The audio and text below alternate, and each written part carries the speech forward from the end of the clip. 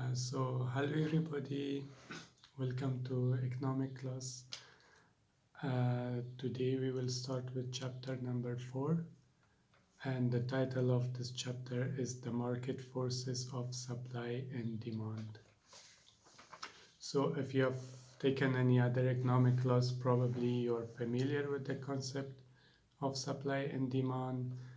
And what we will do here, we will go quickly through these concepts, because these concepts are very important for all the coming chapters and also in any field of economics. Like, they are the basic tools or equipments of analyzing any economic situation or any economic problem. So if you are familiar with the topic of supply and demand, that's really good. It will be a refreshing lecture for you. If not, it's a perfect time to go through these two concepts and to understand more about demand and supply. Okay, I will quickly talk about what are demand and supply, and then I will go through the four main topics according to the book. Okay, first a few things about supply and demand. So supply and demands make the market economies work. So as you know, there are different ways of managing economy. The more traditional or the old system, which is no longer in use, is the socialism way of managing the economy, where basically the government decides what to produce, how much to produce, and to whom to produce, or who are the one who will benefit from it. On the other hand is the market way or the market system of the economy, in which is also called like the capitalism way of managing an economy. And when it comes to the market economies, the market economy is actually based on the law of supply and demand. So whatever happens in a market economy, all all um, all it happens is based on the supply and demand and how the two interact with each other in the market. So supply and demand basically makes the market economy work.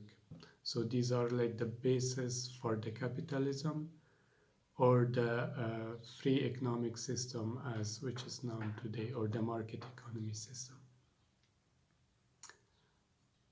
Okay, supply and demand also determines the quantity of each good produced and the prices at which it is sold. So if you wonder about, for example, how much milk in Germany is being produced, who decides how much milk to be produced, and why the price is, for example, 1.9 cent euro per bottle or per liter.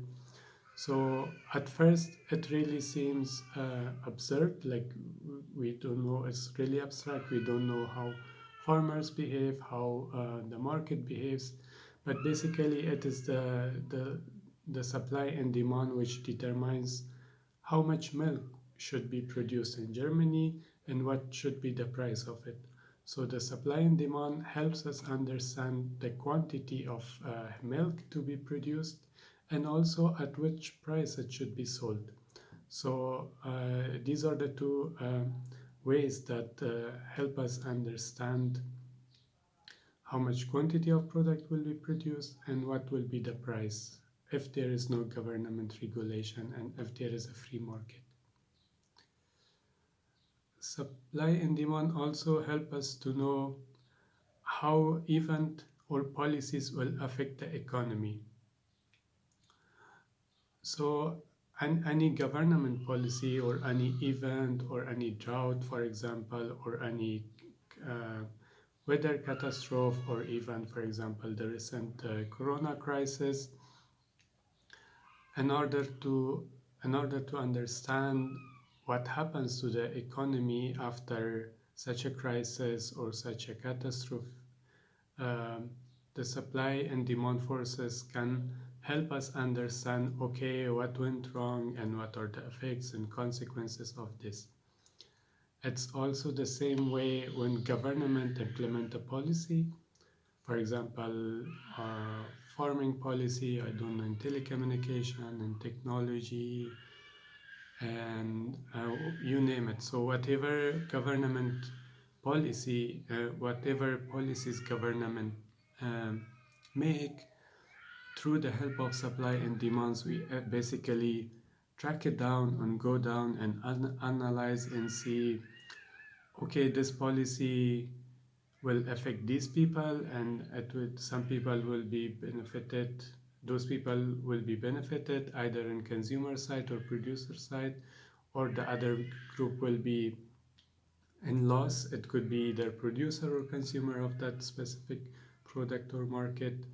um, so to do that, we really need the concept of supply and demand, and with the help of supply and demand we will actually be able to track down and to analyze government policies and how that affects a specific market. Okay, that much to the introduction of the supply and demand. Uh, the book has four main topics, and we will go through each topic separately. So the first topic is about market and competition. So we'll talk what is market and what's competition. Later we will go a little bit more in detail about supply and demand. So what is supply, what is demand, how it changes, how it moves along the curve. And then we will put both supply and demand together in a one formula, which is called equilibrium. So with the help of supply and demand, we will try to understand what is equilibrium and what does that mean. And at the end, we will talk a little bit about how prices help allocate resources.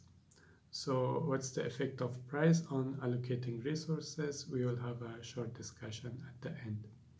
So these are the four main topics.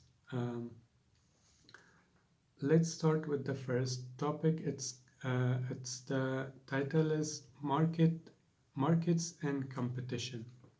So as you know, this chapter is the second part of the book, and it's says the title of this part of the book is how market works.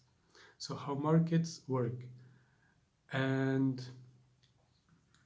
yeah, so I think it's a good place to start with the definition of market and what that actually means. So market, it's a group of buyers and sellers of a particular good or service. So market, there are different definition of it, but it's like a market of a product is a group of buyers of or sellers of and sellers of a particular good or service. For example, in this book, they usually give the example of ice cream. So in the market of the ice cream, it is the buyers who are individual people, like those who like to eat ice cream, and then the sellers, who are those who make ice creams, the shops and the cafes who provide ice cream. So when we say like the market of ice cream, so it is, what we mean by that is all those who sell ice cream in the market or in the city, and also all those who buy ice cream for them. So, why we are talking about it? Because those buyers are actually those who provide, or those who are on the demand side of this market, of the market of for ice cream. So if you like to buy ice cream, then you are on the demand side of the market of the ice cream. And those who are selling the market, so those the shops and the cafes, they are the suppliers of the market. So they are the supplier of ice cream, and they are on the seller side. So sellers are the suppliers, and consumers, or those who demand, or the buyers, are on the demand side of the market. So that's the definition of market. You can say like okay, what's the market of cars? So all those car sellers or dealers who are selling the cars, and all those individual or companies who want to buy cars. So if if you put both of these groups together, it becomes a market of car production, car buying and car selling in market. Okay, some markets are very organized, so they meet together, there is a specific price and everything is very much clear. But some markets are not very organized, so you don't know how much is the price, what type of products are there, and so on. So markets sometimes could be very organized.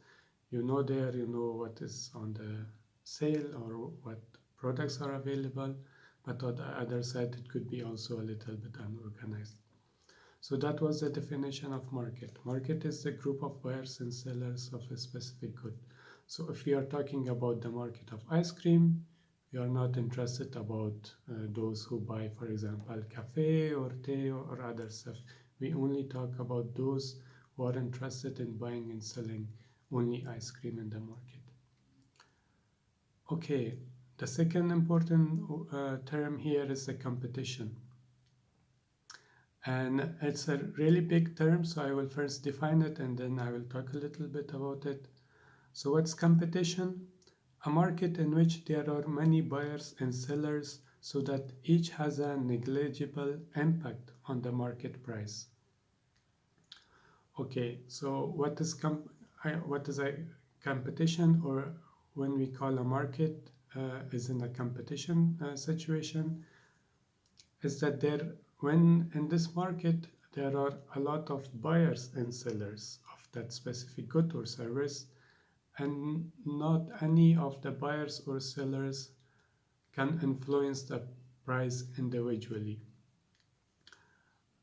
So what does that mean? So let's go back to the market of ice cream. So if I say that the market for ice cream is very competitive in the city, what does that mean is that there are hundreds of ice cream sellers across the streets and in the city center, everywhere you go. So there are hundreds of them.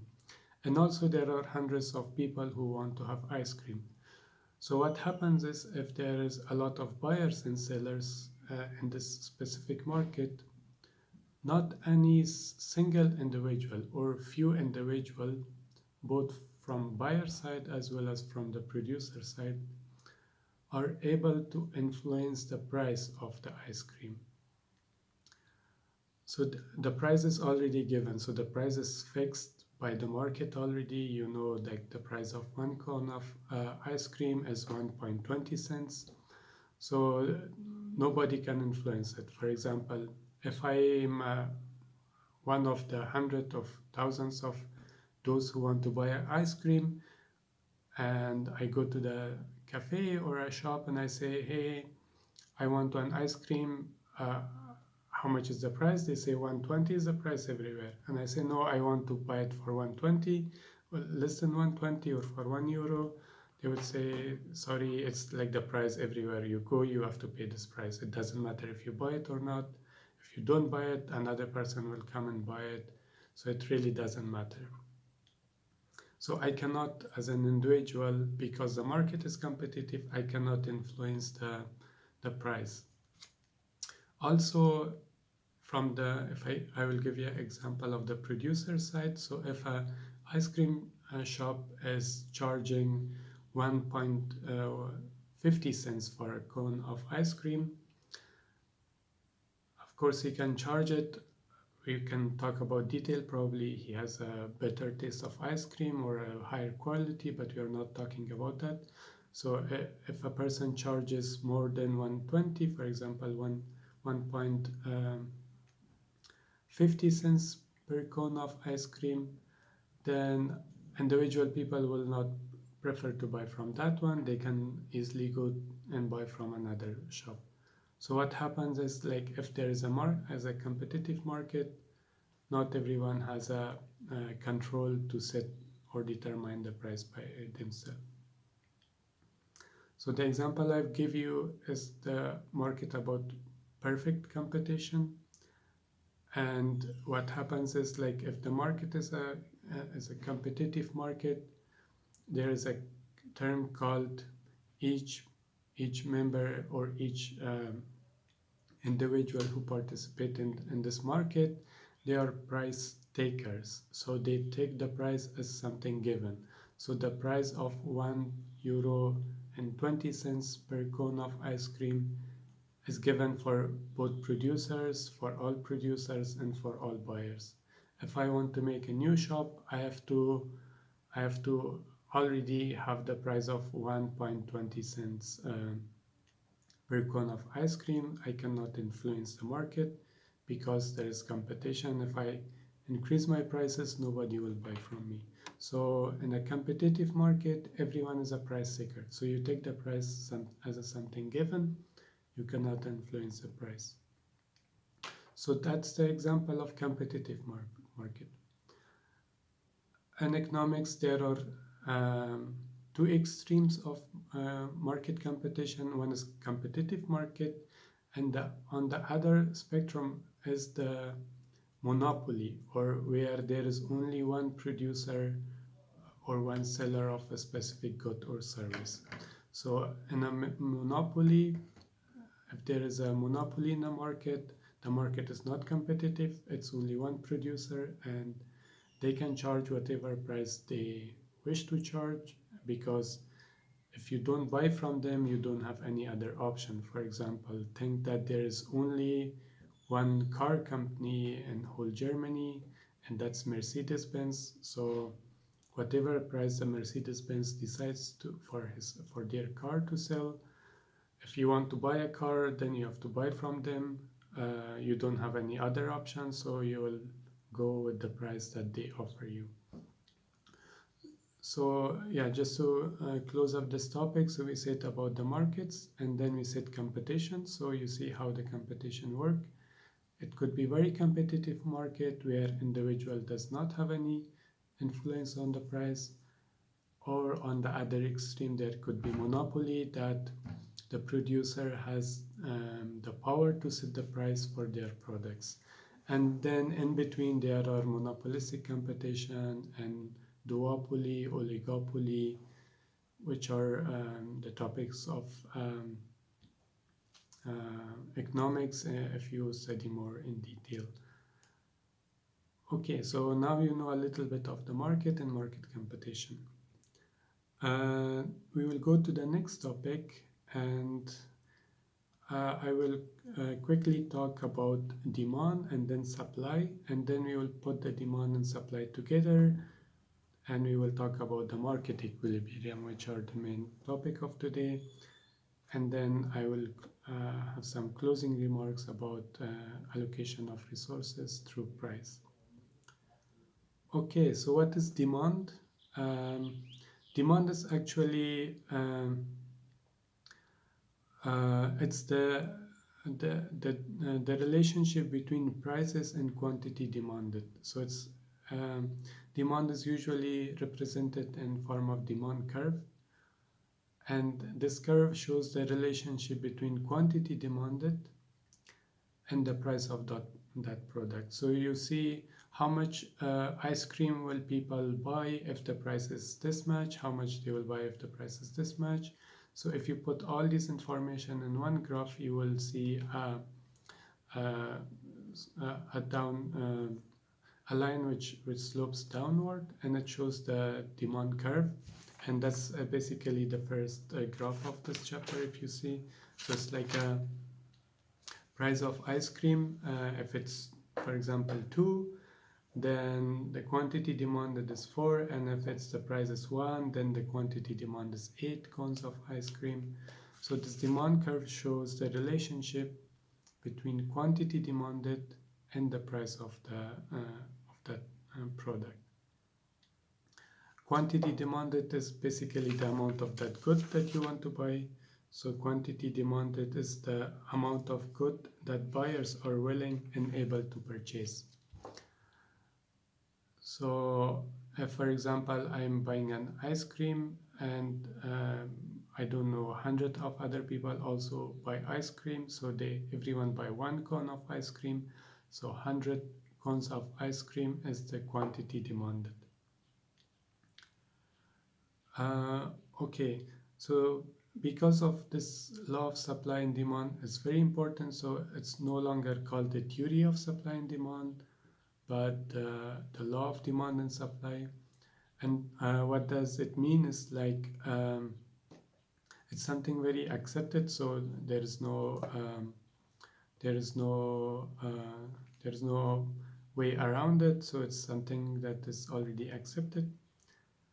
The definition of law of demand is that the claim that other things being equal, the quantity demanded of a good falls when the price of the good rises. Okay, so we know like if the price of something decreases, people will buy more of that. So that's basically the law of demand. When the price decreases, people will buy more. When the price increases, people will buy less. And that's basically the definition of law of demand.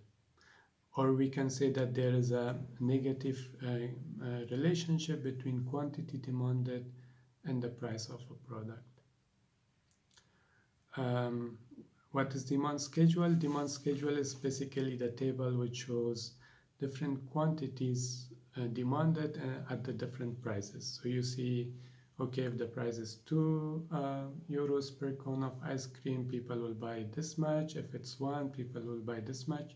So if you put all this information in a table, you get the demand schedule. And with the help of a graph, you can also draw a graph and combine the different points or intersection of the quantity demanded and price, and then you get the demand curve. So the official definition of demand curve is a table that shows the relationship between the price of a good and the quantity demanded. You can see the figure 1 in the book, which shows this graph.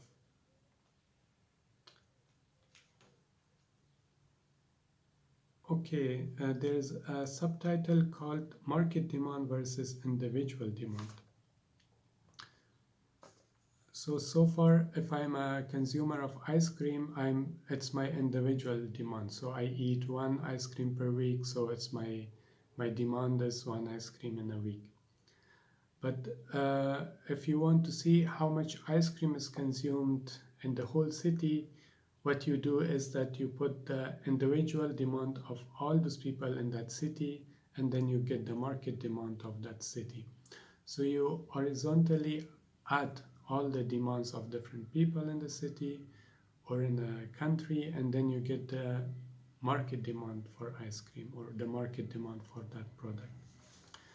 There is an example of in the book that Catherine demands 4 ice cream at the price of 2, and then Nicholas demands 3 ice creams at the same price of 2 dollars or euros per cone. And if you add the demand of Catherine and Nicholas at the same price of 2, you will get the market demand, which is 7 cones of ice cream in this example for the market demand. Yeah, so there is a distinction between individual demand and market demand. So if you want to know the demand of the market, you add up horizontally all the demand of the people in that market, and then you reach the total market demand.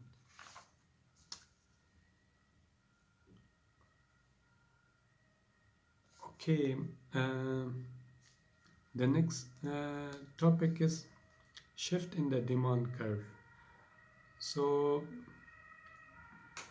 the demand curve shows the relationship between price and quantity demanded. But sometimes this curve could also shift to the right side of the graph or to the left side of the graph.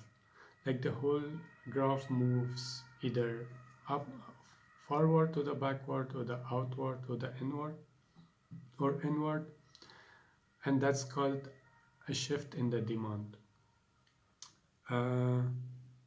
Yeah, it's also called an increase in demand or decrease in the demand. Okay, so what makes a market, what makes a demand curve move to the right or to the left. Yeah, okay, before going to that, you have to understand that there are two type of movements. One movement is along the curve, so it can go up in the curve or it can go down to the curve. So this shows like change in demand along the curve. So and the reason for that is the change in the price. For example, if the price of ice cream goes up from €1 to €2, so there will be a change in demand from 5 ice creams per week to 3 ice creams per week. So this change is along the curve. So before you were at one point in the demand curve, now you go up in the demand curve and you are in a position when the price is 2 and the quantity is 3 on the vertical and horizontal axis. So that is the change in demand. I will repeat, change in demand happens when there is a change in the price. So when the price changes, there is also change in the price. And the graph is the same. So either you go up in the graph or either you go down in the same graph. Why? Because the price has changed. The second concept is the shift in the demand when the whole graph moves either forward or backward. So and the main thing to distinguish is that the shift in demand happens because of all other factors except price. So the price does not um, play any role here. It's all other factors that we will talk that can shift the demand curve. So make sure you understand the change in demand and you understand the increase or decrease in demand. Okay, so as I said, when the curve shifts to the right or to the left, it's because of all other factors except price. So we don't talk about price anymore because that was the change in the price which will result in change in the movement along the demand curve. When you are talking about the shift in the demand curve, it's all other factors except price. What are these factors? This could be, for example, income. So if you used to eat 1 ice cream per week and you had a typical job, now your income has increased and as a result you are buying 2 cones of ice cream per week. So the price of the ice cream has not changed, it's the same €1.20, but because your income has increased from, I don't know, from 2000 to €3,000, then now you can afford more ice creams. So you don't care about the price is the same, but because your income has increased, now you're richer, then you can also spend some more money and buy 2 times ice cream in a week. So what happens is that when you're buying 2 times ice cream per week, you are actually shifting the demand. So your demand is increased, or the demand your demand curve shifts to the right, uh, and it's not because of the price, but it's because of your income. So income of the people also affects the demand curve.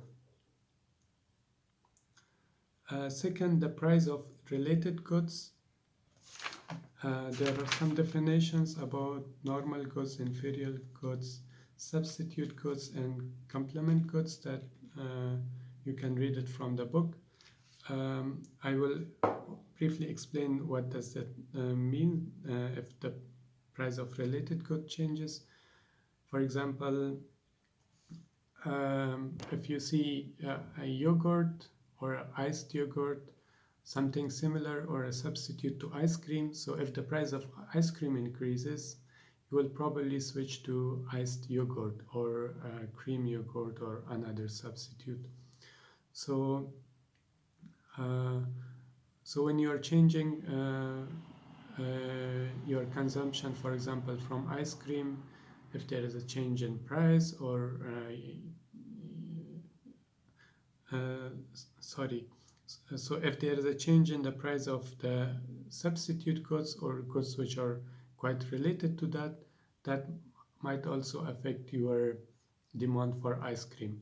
So if yogurt is a substitute for ice cream, then if the price of yogurt has decreased, then you will consume more of yogurt ice cream and buy less ice cream.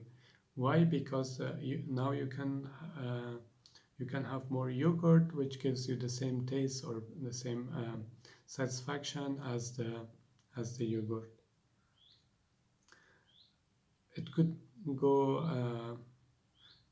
It has a different effect if these goods are complementary goods.